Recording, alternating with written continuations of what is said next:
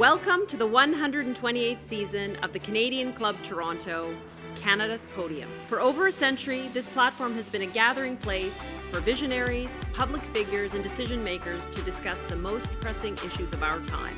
We've been having important discussions and debates around this podium in this country for well over a century. I call this a historic podium of record.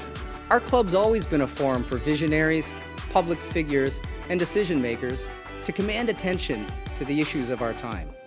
The Canadian Club is one of the most important podiums anywhere in the world that a Canadian can speak to, tell Canadians what it is that they think, develop those thoughts.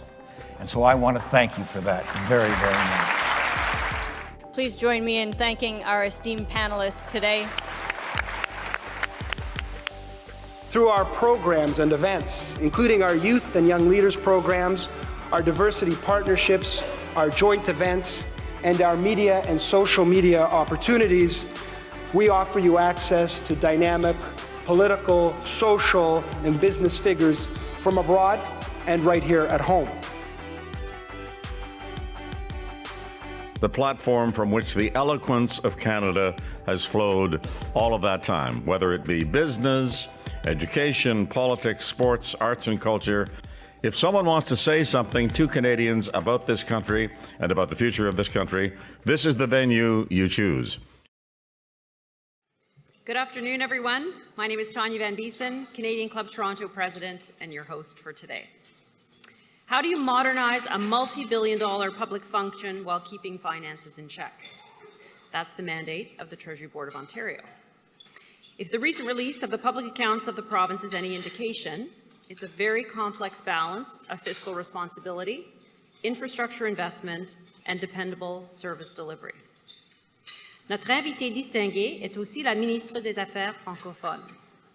Before I introduce her, I'd like to acknowledge and thank our sponsors. The Canadian Bankers Association is again our season sponsor, and our official airline sponsor is Air Canada. Thank you for your ongoing support. Canada's Forest Trust Corporation continues to partner with us to help reduce our carbon footprint by planting a small forest in our honor. We appreciate your partnership. And today's event is generally sponsored by Waste Connections Canada. Thank you for making this event possible. Now, I'm delighted to welcome students from Glendon College at York University and the Political Science Department at U of T. We're very glad you're here, and we hope you'll have some great questions. And now I'd like to share some Canadian Club announcements with you. So please visit our website at canadianclub.org, where you will find event and membership information. And if you've missed an event, don't worry. We have an impressive on-demand service. We appreciate it when you like our events on social media. So please share today's experience and any others that you had on the social media platform of your choice. Asking questions is a key part of our time with our guests, so please take advantage of the opportunity to ask questions today. On your table, you will find Q&A cards and pens. We are a little bit analog for those here at the table. So please fill those out. Our volunteers will collect them and we'll bring them up here to the stage. And for those joining remotely, please hit the submit a question button on the right side of your screen when we open the floor for questions. And now to the main event. The Honourable Caroline Mulroney is building an impressive political legacy. Since her entry into provincial politics 8 years ago, she's held 4 influential portfolios: Attorney General, Transportation, Francophone Affairs, and Treasury Board. Key themes in all the ministers' roles have centred on modernization, strategic investments, and value to taxpayers.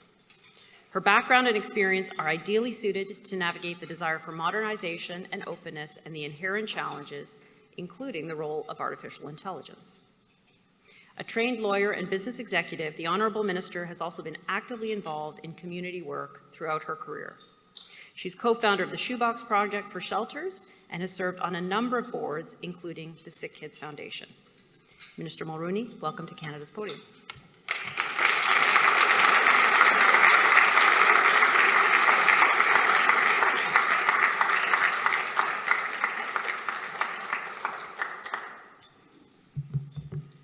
Well, Tanya, thank you so much for that very kind introduction. Good afternoon, everyone. And my thanks to the Canadian Club this important public policy forum of long-standing, for inviting me here today to discuss issues of importance to the people of Ontario. I served, as you heard, as Minister of Transportation for the province for 4 years. And looking back, I realized that I was a lot more popular then than I am today. The province of Ontario has 444 municipalities, and each one has a road, a bridge, a transit system, all in need of money. And so for 4 years, I was invited by mayors and councillors across this province. I traveled and I spoke regularly. And then I was moved to Treasury Board. Most people don't know what we do. And when they do know, they definitely don't want to invite me because my job is to primarily say no, and the Controller General is here. So yeah, so I'm not as popular. So I really want to thank the Canadian Club for inviting me. It's been really good for my self-esteem.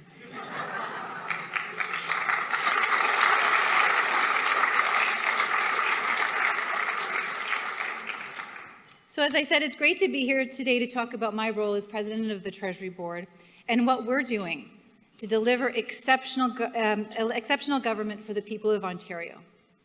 When Premier Ford asked me to take on this role last fall, I really couldn't have been more excited. And I still recall when I first told my daughter about the new role. She asked, "What do you do at Treasury Board?" I explained the Treasury Board is responsible for managing Ontario's expenditures and overseeing all of the government's spending to ensure that taxpayer dollars are generating the best value for money possible. She looked at me and said, "Wow, how do you spell it?" Treasury, B-O-R-E-D?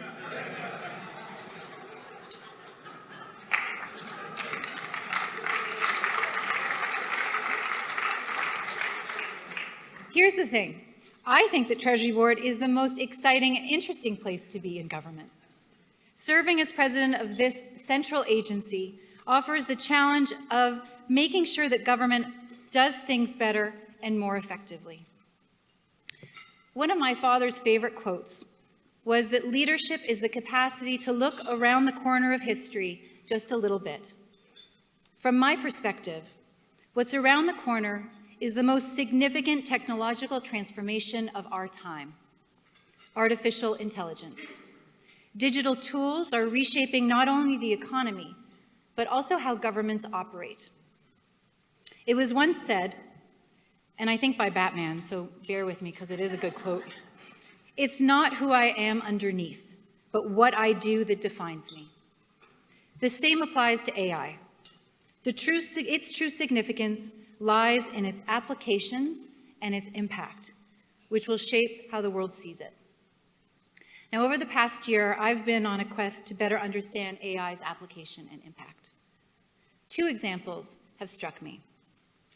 AlphaZero is a chess program that was developed by Google Mind, and it defeated Stockfish, the world's top chess engine.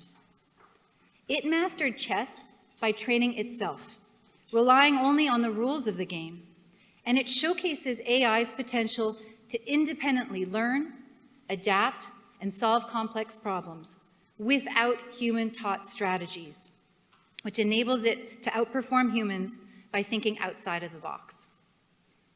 In medicine, AI discovered halicin, an antibiotic that kills resistant bacteria, identifying molecular attributes that were beyond human imagination.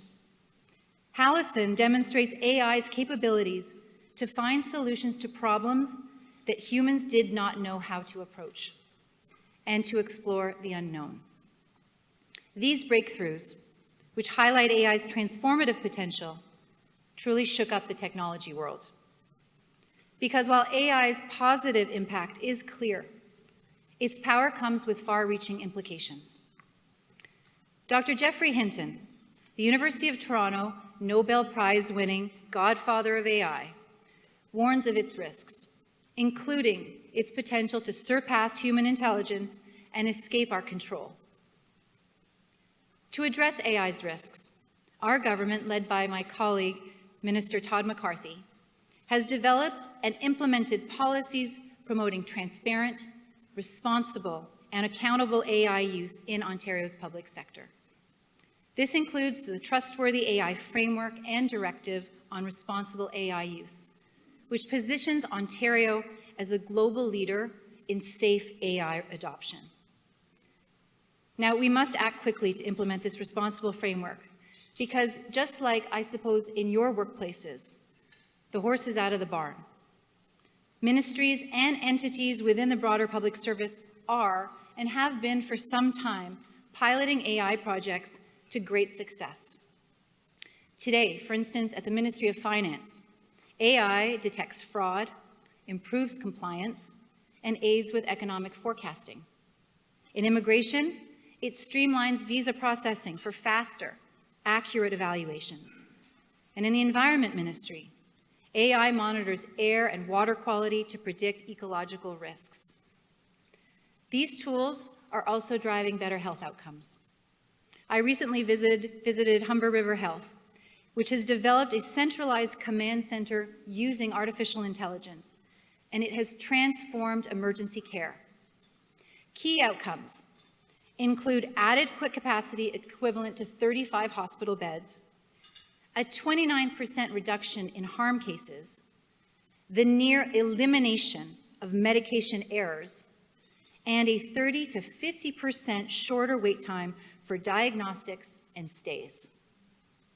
St. Michael's and St. Joseph hospitals in Toronto use AI tools to predict ER traffic with 95% accuracy, incorporating data like patient trends, weather, and city events like marathons and Taylor Swift concerts.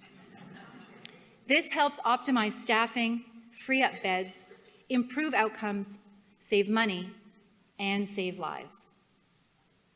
In my old portfolio, transportation, the potential of AI could spark hope in the hearts of every weary Toronto commuter. Picture this: Toronto with traffic lights smart enough to actually work with you, not against you.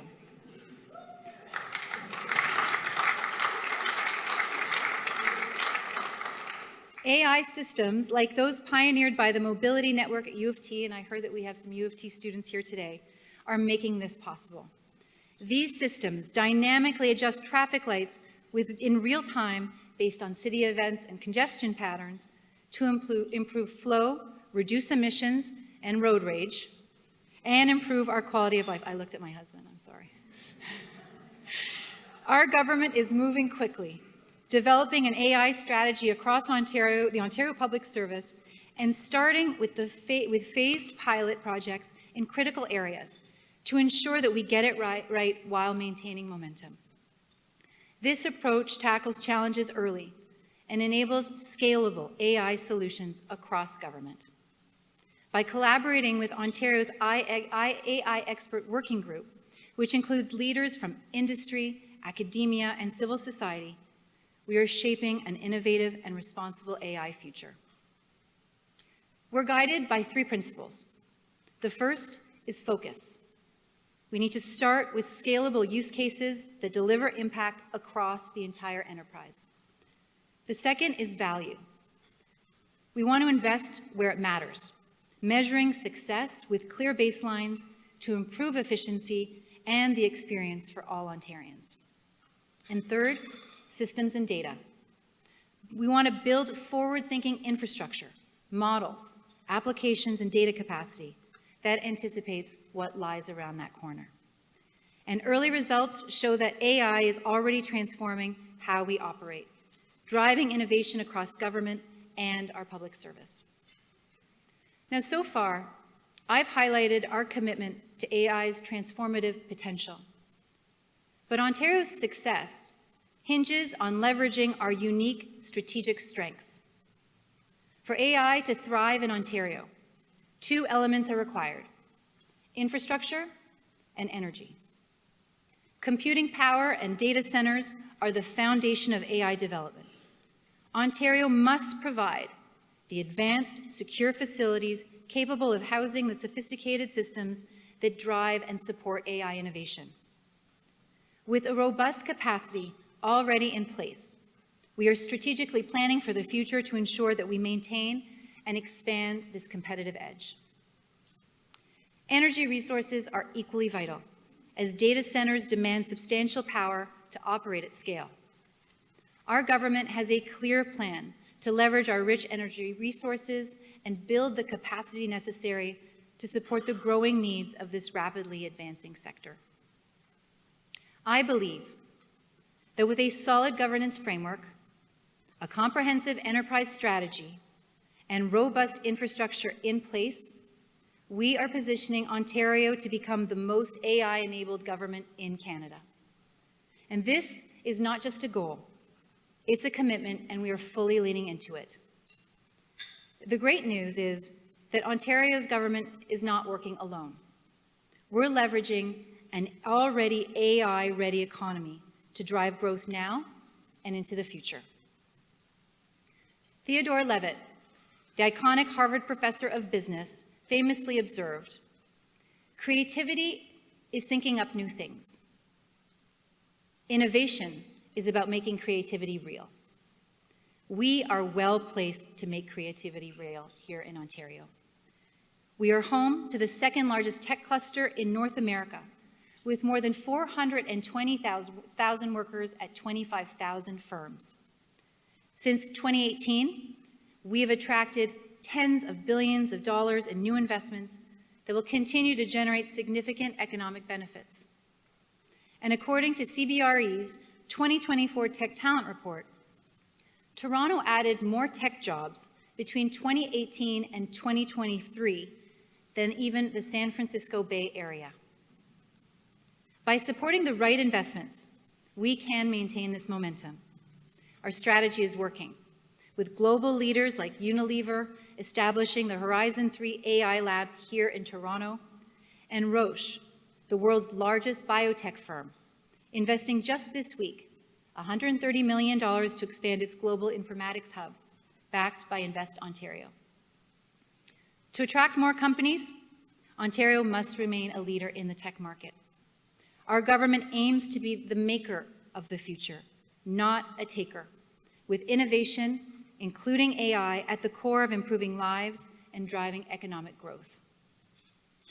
I look to the future with optimism and confidence, to continued economic development and to a rising standard of living for everyone. That said, we must be prepared to do the hard work and, when required, make the hard decisions that are necessary to get there. Our government will do just that. Achieving this will take effort and smart decisions, and our government is ready to deliver. Thank you very much for having me today, and I look forward to your questions.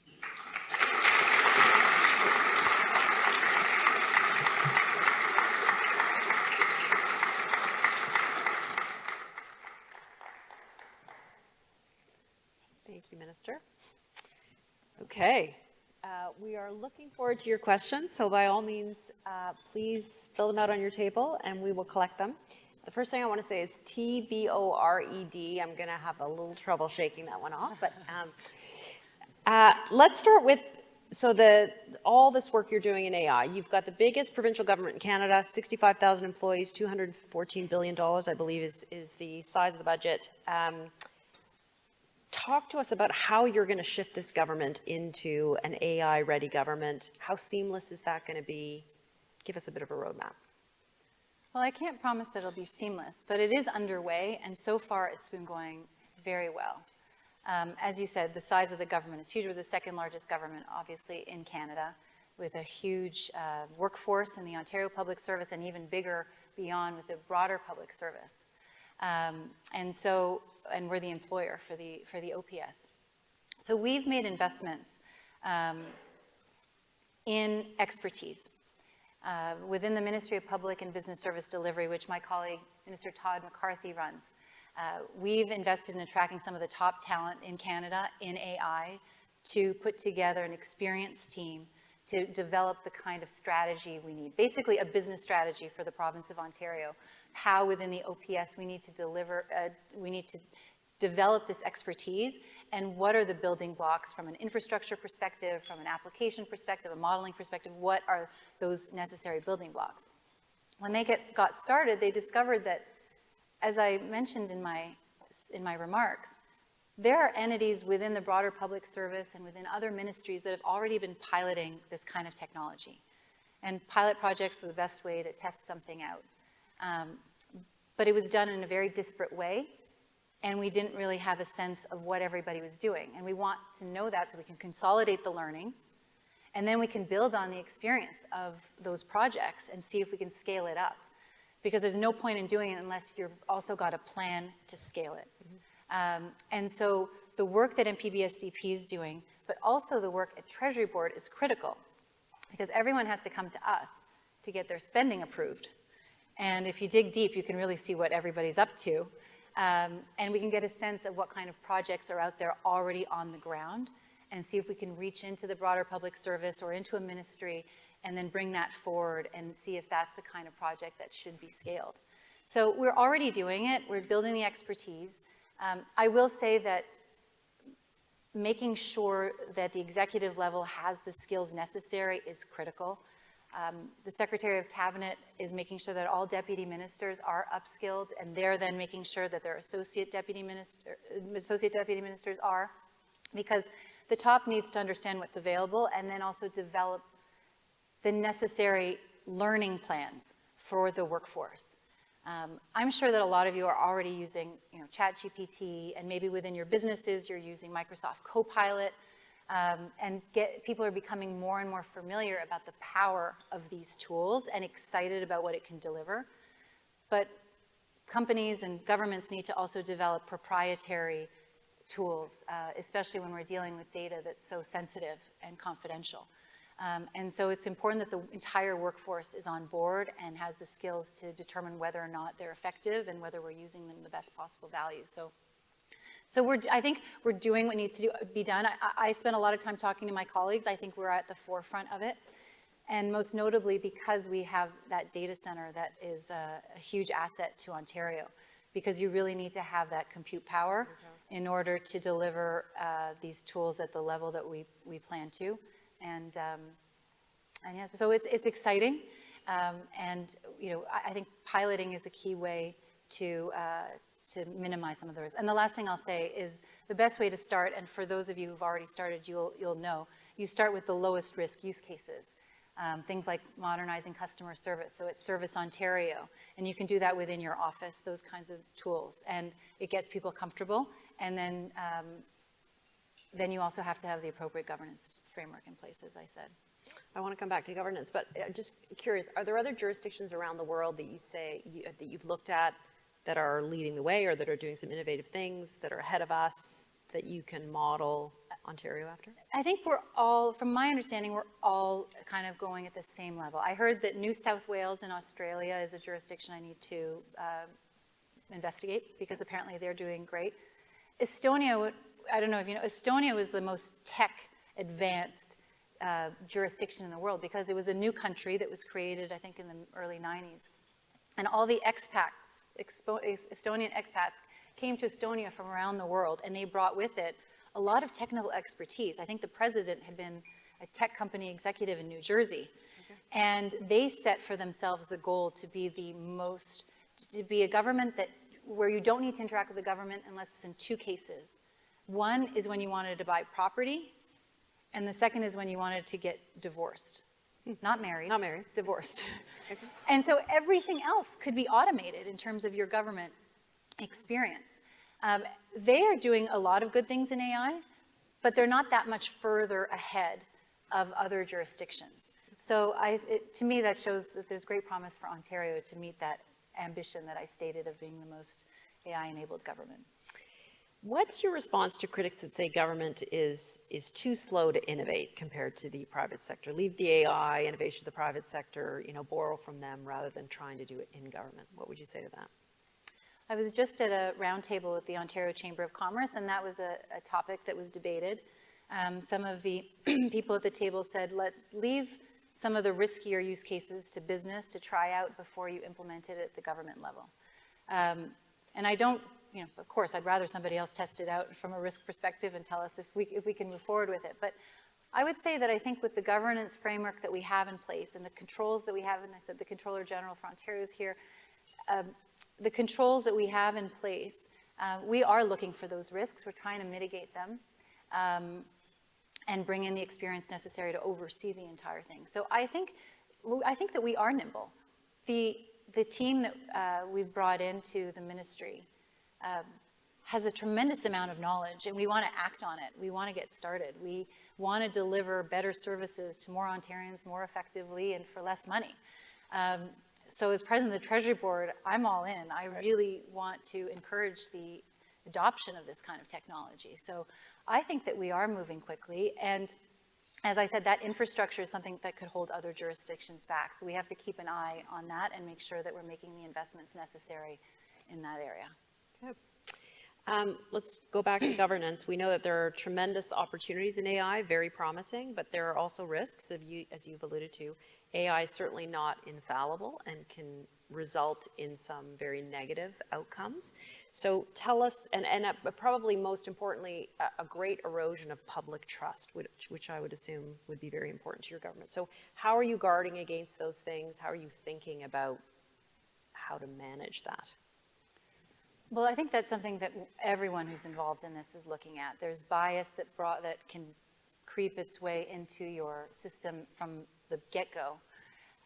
It's really about the quality of the information, the data that you put into the tool, and the higher quality you put in, the higher quality you'll get out. And the longer you use it and make sure that you're keeping that standard, the better outputs you'll get.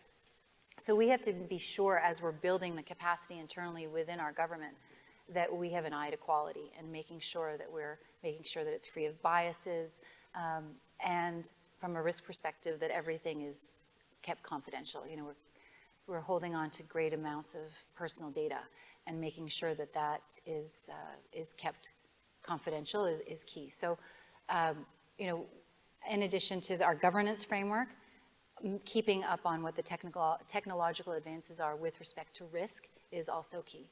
From an accounting perspective, a technical perspective, an auditing perspective, all of that. So that's something that we're building that capacity internally as well. Okay. Let's shift to the economy for a minute, because I'm sure people in the room will want to understand a little bit about your views on that. So $200 to all Ontarians, alcohol in convenience stores. Help us understand how those are the right decisions for our economy right now, where we need productivity, we need jobs, we need growth. Well, our government believes that you are better off keeping your money in your pocket than giving it to us to spend it. And so the more money we can, return to you, we believe it's the right policy decision. So whether it's in the form of checks that go directly to you so you can spend the way you want to spend it, or by cutting fees that government charges for all the different services that we provide,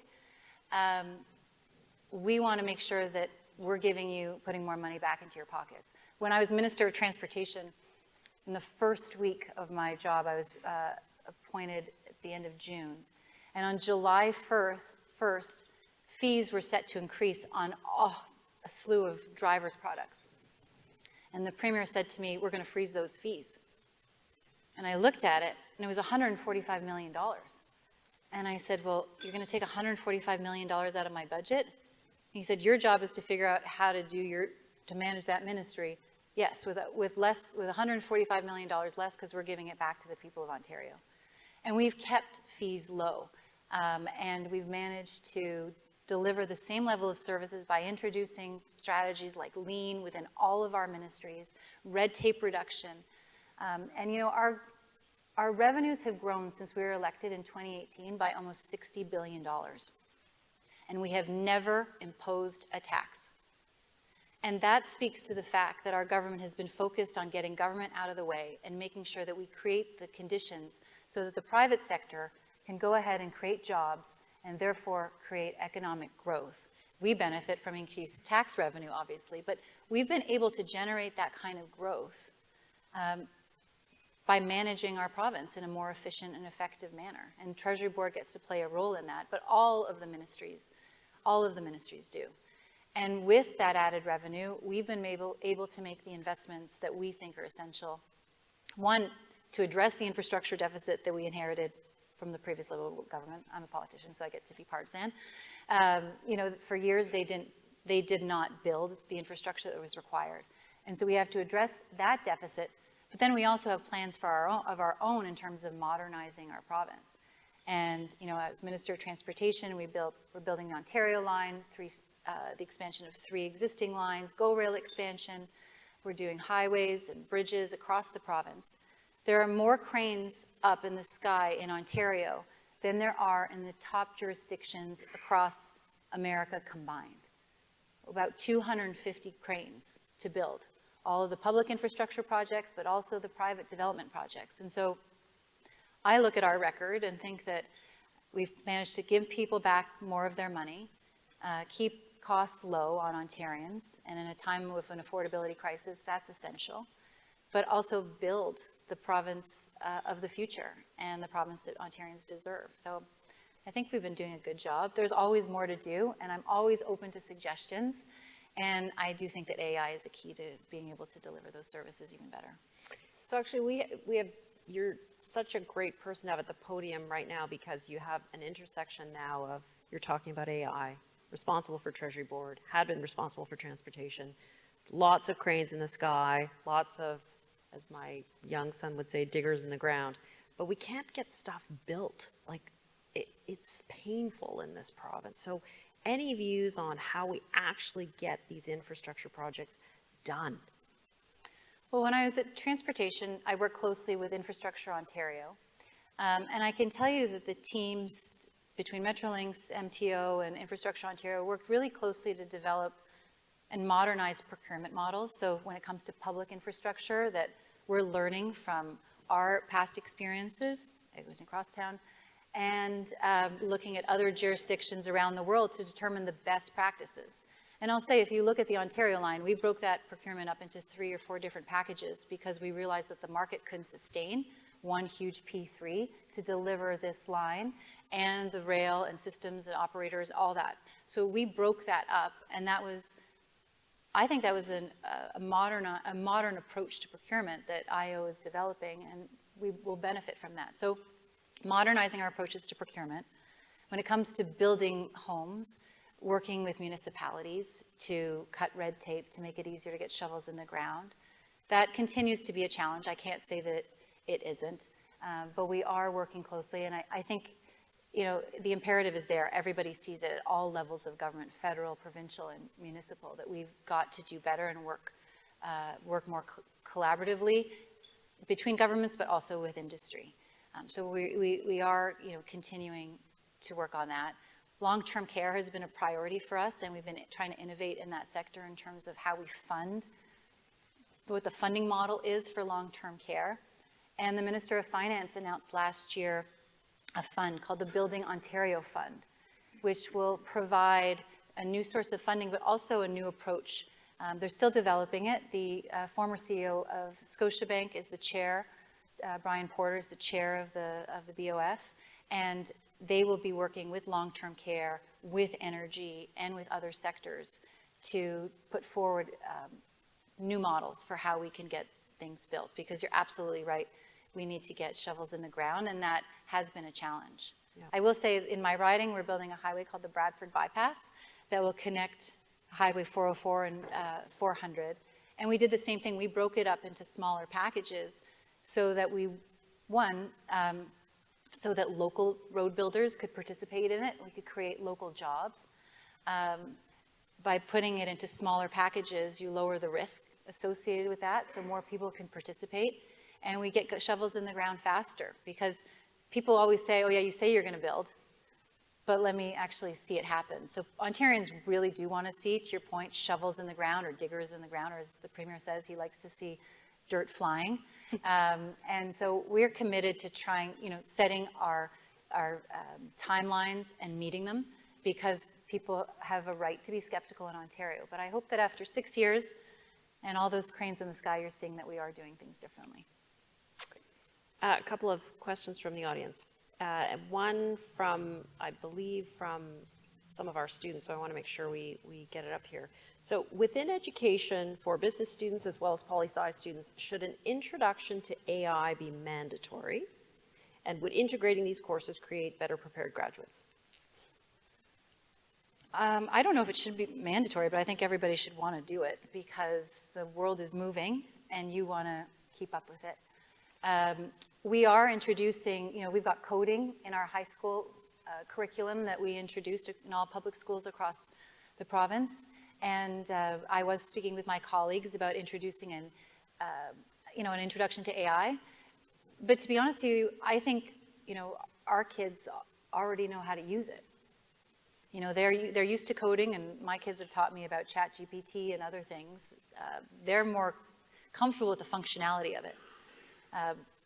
They know not to use it for school purposes. And I know that there's technology out there to make sure that students are not using ChatGPT to do research and do their homework. Those things can be tested, and there are disciplinary measures that follow if they do that. But I do think that there'd be great value to present having an introduction to AI. But I will say that I've only been looking at this for about a year myself, and things are evolving so rapidly that the curriculum would have to stay on, kind of evolve at the same pace. Yeah. And maybe that's where online programs, I visited Google, and they have an AI course that I'm kind of halfway through right now because it's hard to find time. Coursera does one, and so I think, Khan Academy, all of these things, maybe that's where the private sector can play a role in this area, is because they can provide the tools that are necessary, and if they can do so like Khan Academy in a way that's free, then that can benefit students, but also professionals and public servants. I know you touched on it a little bit, but we have another question from the audience about regulation. So how do you see regulating and protecting Ontario data within AI? Well, the first thing I'll say about regulation is that's one of the best and lowest risk use cases for AI. You can get AI to go to town on red tape and regulations, and we are doing that within our Ministry of Red Tape Reduction to lower all of that red tape and compliance requirements for companies. And so we have high expectations for that, and that is very low risk. But in terms of, you said it's protecting data? Protecting data. I think sovereign AI is key in making sure that you have that data center and you have control over your data is key to that. I visited our data center in Guelph, and I saw the supercomputer that is housing all of the ministry, not all of the Ministry of Health information, but a portion of it. It wasn't big at all. It looked like an old kind of phone server, actually. But it was incredibly powerful, and that's where the security level is, and it was held in a secure environment and behind a cage. And so having control over your data is key. And one of the things is, you look across Canada, other provinces may not have that capacity. And so there's an opportunity to collaborate with other provinces, with municipalities, smaller municipalities that may not have that capacity or the funding available to do that. Because when they're dealing with individuals' data, we want to make sure that it is safe. So I would say that having control over your data is a key element. Great, thank you. Okay, I suspect we only have a few minutes left, and I did promise you we would do a lightning round. Oh. Okay, so if you would, Minister Mulroney, please keep your answers as brief as possible, because we're going to go fast. Okay. How many? Not telling. What was your first job? My first job. Paying job? I worked at Ogilvy Renault in Ottawa, summarizing labor cases in the Ottawa office. If you were on a desert island and you could only have 3 things with you, what would they be? My iPhone. Okay. Just things, not people, obviously. Correct. Things. My iPhone, my glasses. Read your iPhone. And my Kindle. Okay. Text or talk? Text. Well, it depends who. Oh. FaceTime with my kids. Okay. That's neither text nor talk, but okay. They would prefer text. That's the problem. I would prefer FaceTime. When you turn 80, what will you tell your children about life that you believe is most important for them to know? your family is the most important thing, and as you're getting older, make sure you're doing everything you can to nurture those relationships, because they will be with you at the end, and they bring so much joy to you. What is your hidden talent? I don't know. I'm looking at my husband and my brother. Do I have any hidden talents? I don't rap like my brother does. And I'm not strong like my husband. I don't know. Oh, I'm very good at homework. Okay. Give me a resume and I will fix that up. I think I'm really good at helping people with that. No, I like to I like to help solve problems for people, and I like to use matrices to do that. I'll take your personal life and I will break it out into charts and write out like the probability of things going one way or the other and your possible outcomes. And then we can have like a session on, you know, how your life's going and what your path could be. That's a serious hidden talent. Okay, I can tap dance. Who is the most influential person in your life, no relation to you?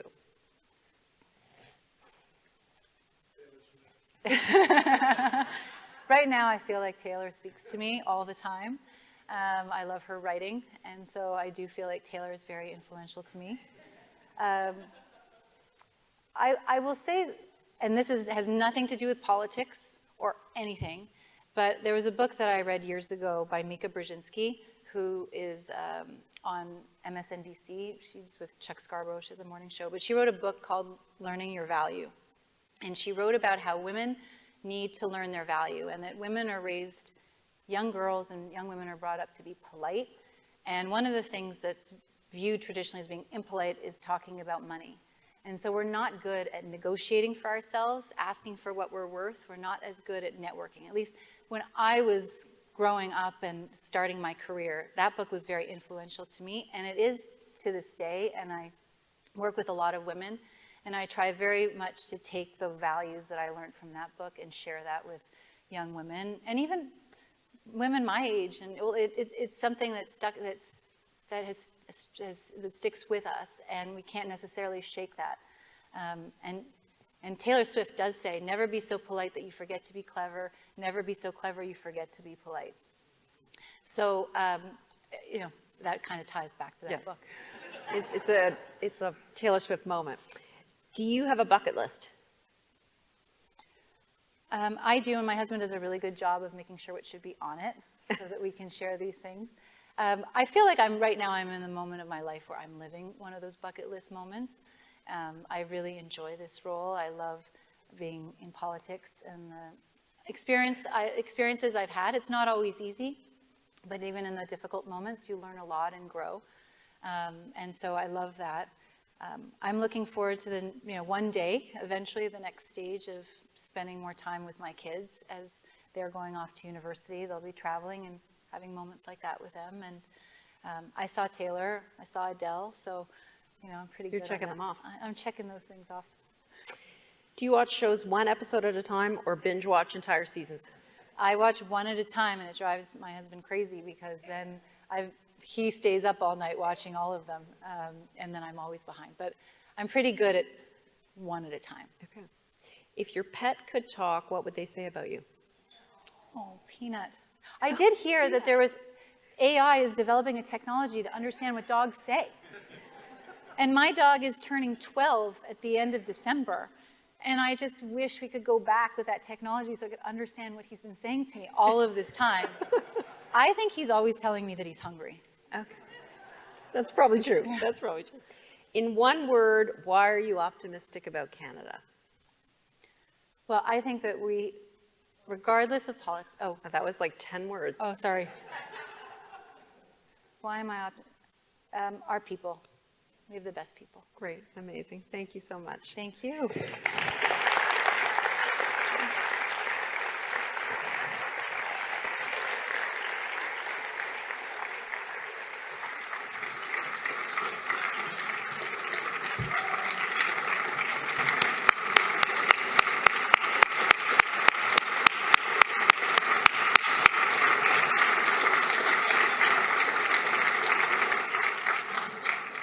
On behalf of Canadian Club Toronto, thank you, Minister Mulroney, for outlining what Ontarians can expect from your commitment to AI, the modernization of government, how we stay ahead, how we use the talent, the processing power that we have today. We don't squander that, and that we use it to benefit Ontarians.